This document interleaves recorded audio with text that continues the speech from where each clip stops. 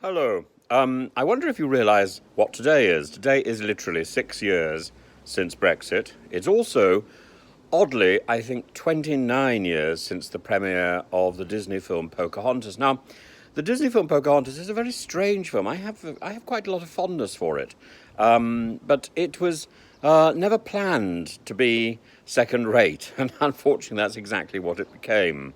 It was eclipsed by The Lion King and by probably even by Hercules, and partly because its themes were so worrying. Themes of colonialism, themes of subservience, and so I think it's right to think of Pocahontas and Brexit in the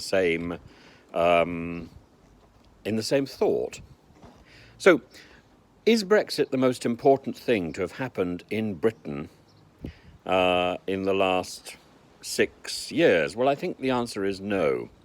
First of all, not very much has happened with Brexit, even though we had the referendum. Not very much has happened.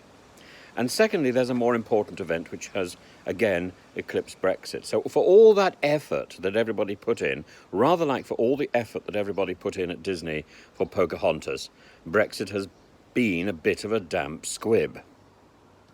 And why? Because Ukraine has occurred. And Britain led the way in support for Ukraine.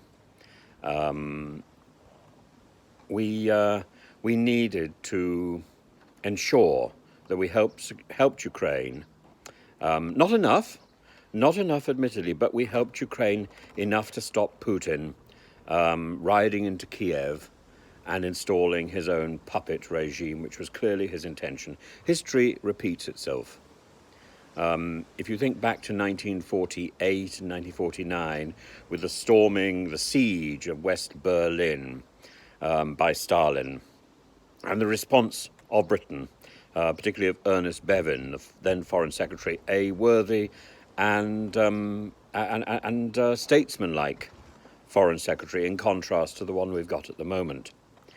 And he stood squarely with George Marshall in the US, and NATO was the result.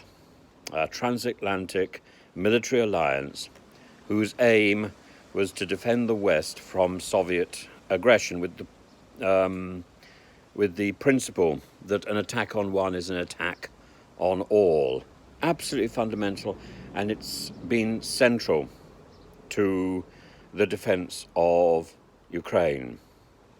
When Brexit happened, we never had any discussion. The Farages and the Johnsons and the Corbyns. Corbyn was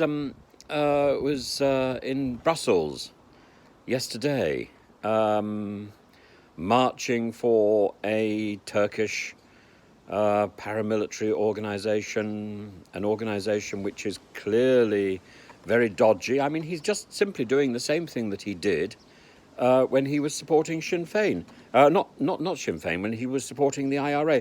I find it extraordinary. But we have these mavericks, and to a certain extent we should celebrate that fact that we have the freedom to have people who will do odd and often wrong things. That wouldn't be possible under a Putin regime. I know, I've lived under that regime. I know how it works. And when Brexit took place, when the discussions were taking place, there was never any discussion about our leaving NATO and taking back control of our own defence. Never any discussion of that at all. I think our resistance to Putin confirms our ultimate relationship with the European Union, with that bloc. And I think that's why we cannot ever leave the European Court of Human Rights, because if we did, we would be literally following in the footsteps of Putin.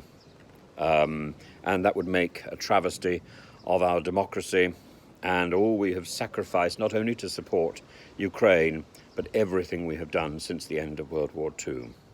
I think we have to draw a line between the silly rhetoric of extremely, extremely small-minded politicians like Patel and Truss. And I think we need to see the bigger picture. And for all his faults, and I think they are many, and I think they are ultimately self-destructive, for all his faults, I think Boris actually does see the bigger picture. But of course that doesn't mean I'm not counting the days until he goes.